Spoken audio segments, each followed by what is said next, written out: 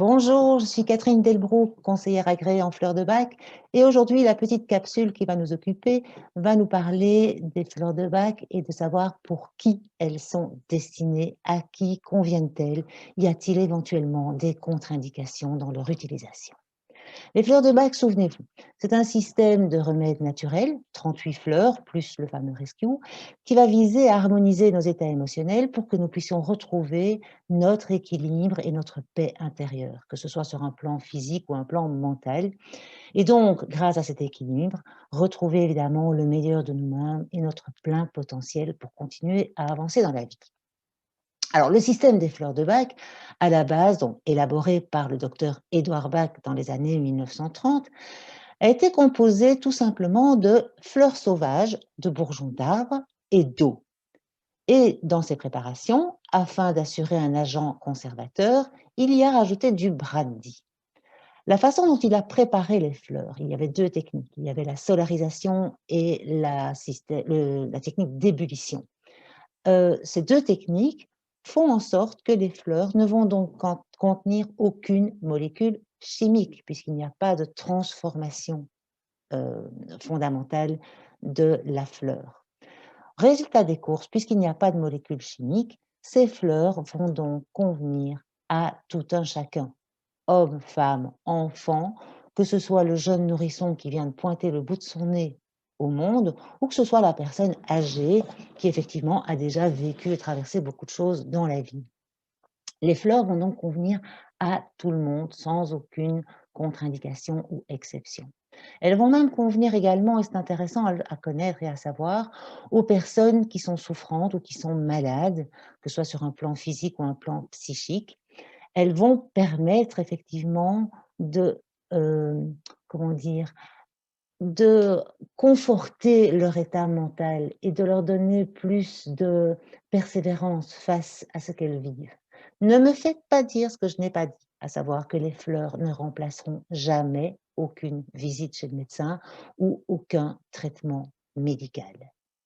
Ne me faites pas dire ça. Simplement, elles vont permettre de renforcer l'état émotionnel de la personne.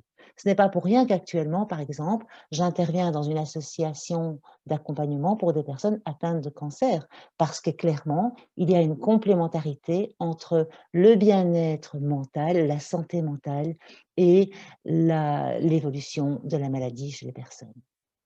Autrement dit, ces fleurs de bac vont donc convenir à tous et toutes, et c'est un système parfaitement inoffensif et non douloureux, comme le souhaitait le docteur Bach quand il a fait ses recherches. Il voulait un système que chacun puisse s'administrer par lui-même, et donc ici, la formule des gouttes est quelque chose de tout à fait accessible pour tout un chacun. L'avantage aussi du système, c'est qu'il n'y aura jamais aucune accoutumance et aucune contre-indication, même si vous êtes sous traitement médicamenteux, que ce soit allopathique ou homéopathique, il n'y a aucune contre-indication entre votre traitement et les fleurs. Il n'y aura aucune accoutumance, même si bien sûr il y a un tout petit peu d'alcool dans les fleurs, et pour les personnes qui ne seraient vraiment tout à fait intolérantes à l'alcool ou qui ne peuvent pas en prendre, il y a toujours des solutions, à savoir soit des fleurs vendues dans le commerce sans alcool, mais donc sans agent conservateur, elles tiendront moins longtemps sur la durée, ou éventuellement une technique très spéciale et très facile à faire pour pouvoir assimiler des fleurs sans en avoir aucun effet d'alcool. Et ça, c'est une information que vous pourrez retrouver éventuellement dans mes ateliers en ligne que j'organise régulièrement. L'avantage aussi du système des fleurs de Bach, c'est que ce système est universel, convient à tout le monde et est intemporel. Vous allez me dire, oui, mais Édouard Bach, c'est quand même dans les années 30 qu'il a mis au point son système. Et donc, à l'époque, on ne vivait pas les situations de stress et les courries qu'on vit aujourd'hui. Détrompez-vous. Les émotions, elles sont intemporelles. Que ce soit la joie, la tristesse, la colère, la jalousie, ce sont des émotions qui ont existé et qui existent et qui existeront de tout temps. Donc, l'avantage, c'est qu'avec un système de 38 fleurs, plus le rescue, et sachant qu'on peut mélanger les fleurs entre elles, jusqu'à 7 fleurs différentes dans un même mélange, on se retrouve avec 293 millions de combinaisons possibles. Alors ne me dites pas que vous et vos états émotionnels, vous n'avez pas une formule là-dedans qui pourrait vous convenir. Je vous ai dit, ça convient à tout le monde, du jeune nourrisson à la personne âgée, voire même la personne malade. Alors la grande question est toujours la même. Oui, mais moi je n'y crois pas. Faut-il croire aux fleurs de bac? Est-ce que c'est pas un peu un effet placebo? Et voilà, la question est posée. Alors, en toute sincérité, il n'y a pas de réponse à cette question. Parce qu'il n'y a aucune donnée scientifique à l'heure actuelle, ou en tout cas pas suffisamment de données scientifiques actuelles pour donner une réponse sur les effets exacts des fleurs. Tout ce que je peux vous dire, et tout ce que nous les conseillères pouvons nous dire, c'est que les fleurs fonctionnent aussi sur les animaux et sur les végétaux. Vous avez un chien qui se met sous la carpette ou sous la table dès qu'il y a un coup d'orage ou un coup de feu d'artifice. Vous avez une plante qui dépérit parce que vous avez déménagé. Donnez-leur des fleurs de bac.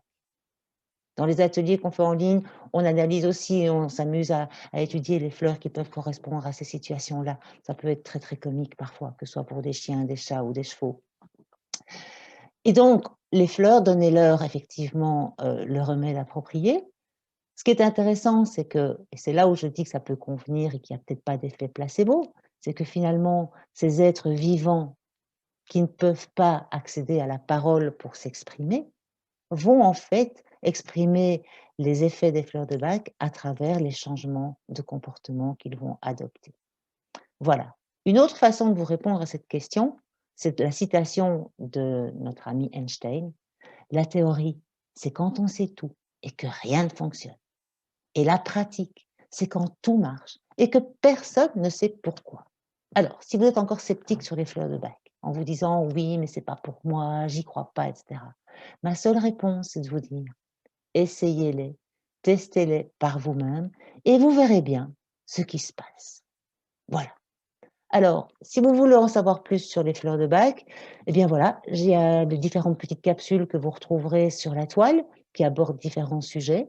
Ou alors, rejoignez-moi dans les ateliers en ligne qui ont lieu de façon périodique, en petits groupes, en ligne et en direct. Une façon assez intéressante pour découvrir la méthode, pour découvrir et apprendre à sélectionner les fleurs qui vous conviendraient à vous dans telle ou telle situation, puisque nous abordons des thèmes thématiques de la vie quotidienne. Vous trouverez toutes les informations sur ces ateliers sur www.catherinedelbrook.be. Et je vous dis déjà à bientôt.